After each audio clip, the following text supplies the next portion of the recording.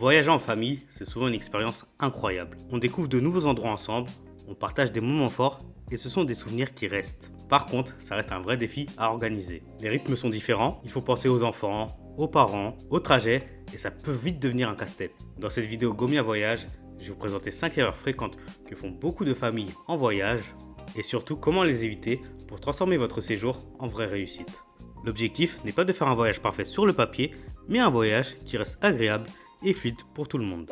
Avant de commencer, je vais prendre quelques secondes pour vous présenter un service qui peut vraiment changer votre façon de voyager, les travel planners. Organiser un voyage, on le sait, ça demande beaucoup de temps, ça crée beaucoup de charge mentale et surtout, on a toujours la crainte d'avoir oublié quelque chose ou d'avoir payé trop cher. Une travel planner, c'est une experte en organisation de voyage qui prépare tout pour vous en amont, itinéraire, bonnes adresses, activités et bons plans. Et avec cet allié, vous n'avez plus qu'à gérer les réservations finales, ce qui vous garantit une flexibilité et un contrôle total. Résultat, vous gagnez du temps, de la sérénité et même parfois un peu d'argent grâce à l'optimisation de votre budget. Alors si vous préparez vos prochains voyages, cliquez sur le lien en description, remplissez simplement le formulaire et vous serez mis en contact avec une travel planner. Maintenant que ça c'est dit, retour à la vidéo.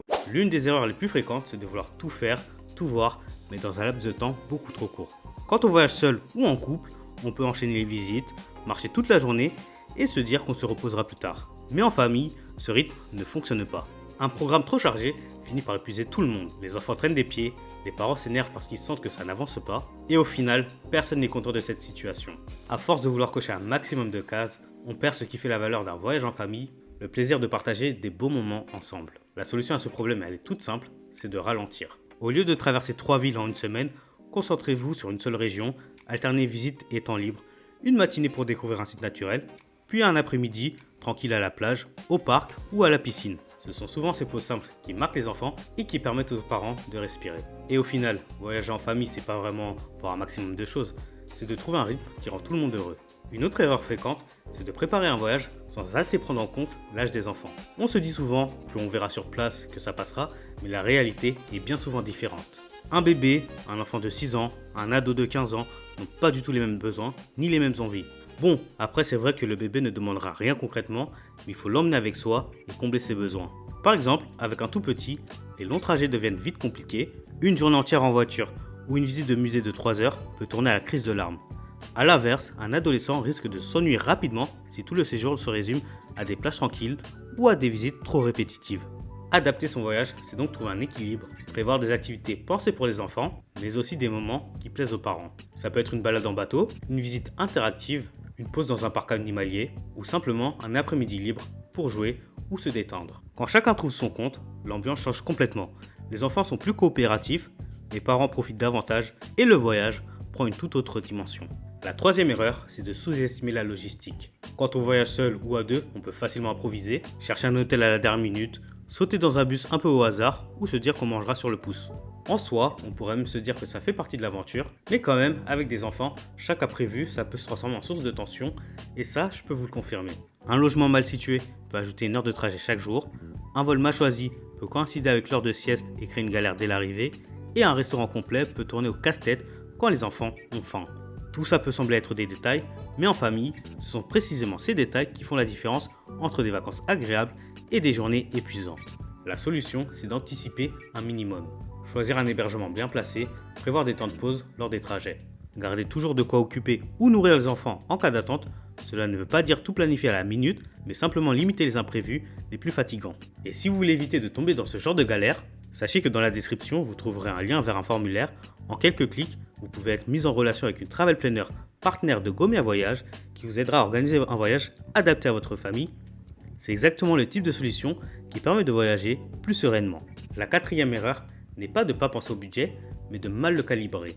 Bien sûr, la plupart des familles savent qu'il faut compter les transports, l'hébergement, les repas, mais ce qu'on oublie souvent, ce sont tous les petits imprévus qui s'ajoutent une fois sur place. Les goûters et snacks qui sont achetés à la volée parce que les enfants ont faim entre deux repas, les petites attractions qu'on n'avait pas prévues, un tour de manège, une balade en poney, une sortie en bateau, ou encore les billets cumulés pour les musées, zoos et aquariums.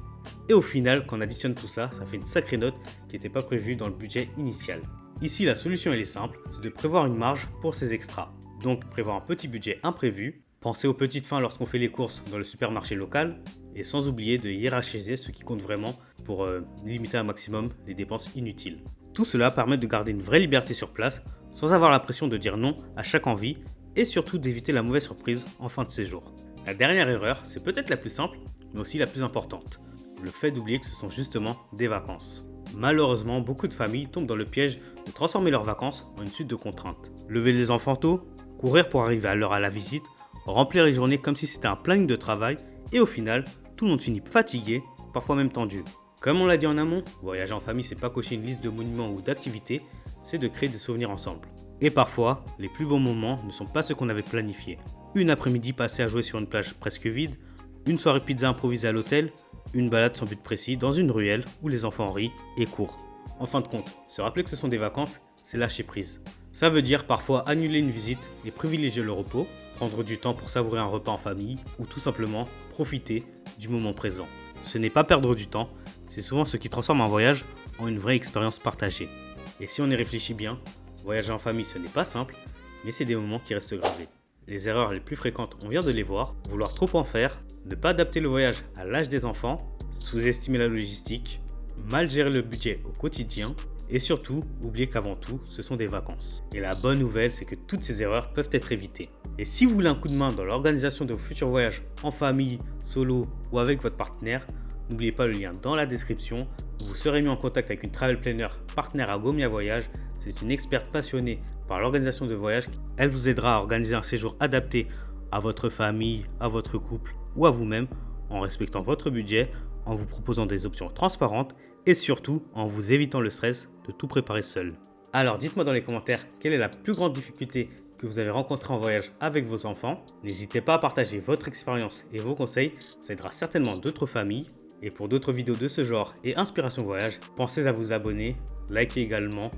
Merci à vous d'avoir regardé cette vidéo et à bientôt sur Gomia Voyage.